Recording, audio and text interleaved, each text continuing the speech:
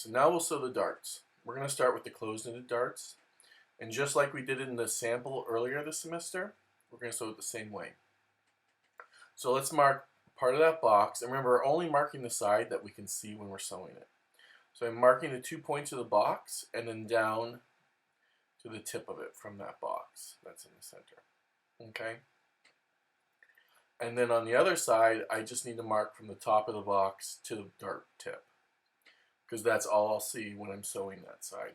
Remember, we never start from the dart tip when we sew. We start, if it's an open-ended dart, from the opening, or if it's a closed-ended dart, from the middle. So here I'm marking our open-ended dart. That's on the side. That's a side bust dart. And there we go. Now we're ready to sew. Alright, so now I'm going to put a pin through. This helps me match up my dart evenly. Okay. Both the points, remember we have that box in the middle, so I'm marking the 2 points at the top. I'm going through one and coming out the next on both of those, and then I'm pulling those pins tight, and that will line up the 2 sides of my dart. Now I'm finding the tips of my dart at the top and bottom, and I'm going to fold that in half. Right.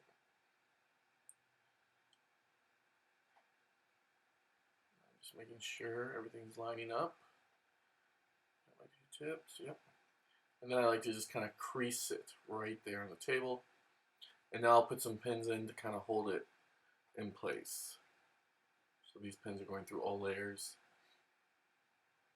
And I'm going to take those pins out that I put in originally to line up the 2 sides of the dart. Okay. I like to sometimes pin where my tips are, the dart tips are, so I can see where they are a little easier. So remember, we just have a very light mark there right now. Okay, now let's go sew the dart. Alright, so remember to start on the box. I'm going to start at the very top of the box when sewing this first row. Okay, and we have 2 points that create the box, the top and the bottom one. I'm going to put my needle right down that top point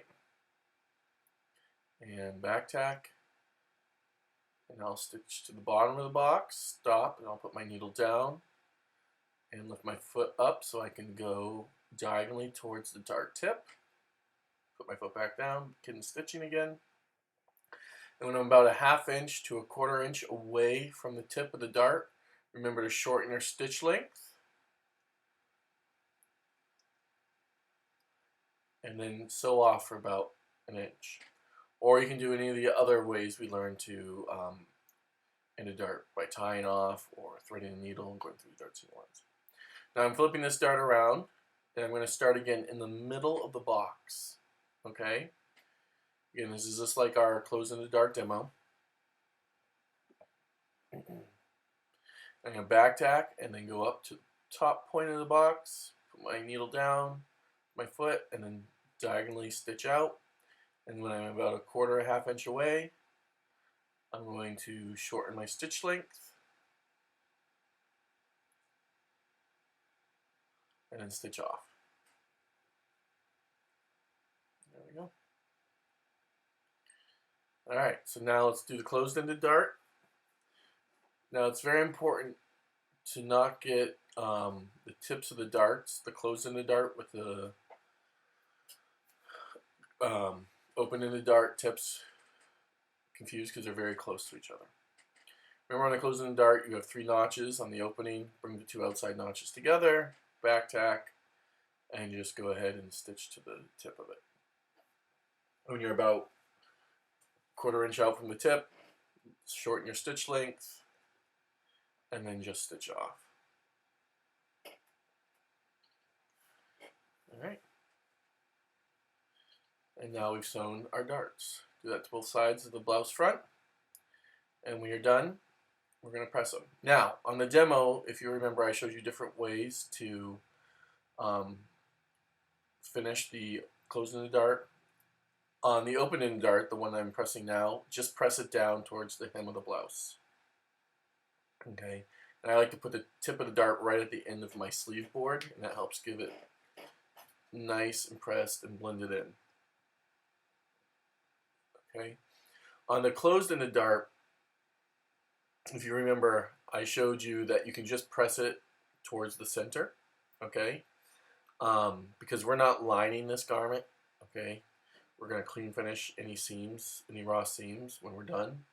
So in the demo that I showed, I said if we're lining a garment and we had to close in the dart, we would clip into it. We are not clipping into it. I was just clipping some threads there. Okay, do not clip into your dart and press it open or anything like that. Okay, you're just going to press the closed into dart towards your center front, and that is it. All right, because there was no lining in this. Again, I take the tips of the dart when I'm pressing it, I put it right on the edge of the sleeve board, and that helps me blend it in real nicely. Okay, and there we go. We have now sewn and pressed all the darts on our blouse front. Okay,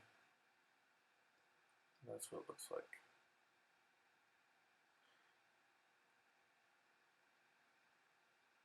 And then here's the other side. All right, the last thing we want to do before we put our blouse front away for a minute is we want to press our front facing, that front attach facing back. Okay, so just fold it right on that our basting line. Okay, remember that line you basted in? That's the fold line. Go ahead and fold that back, and then just press it right on that basting line. Again, it's just like we did in the hem of the skirt. We fold it back and give it a press. And do that to both sides of the blouse. Okay? Once that's done, you can take the blouse and just put it, the blouse front, and put it aside. And we're going to start on the blouse back.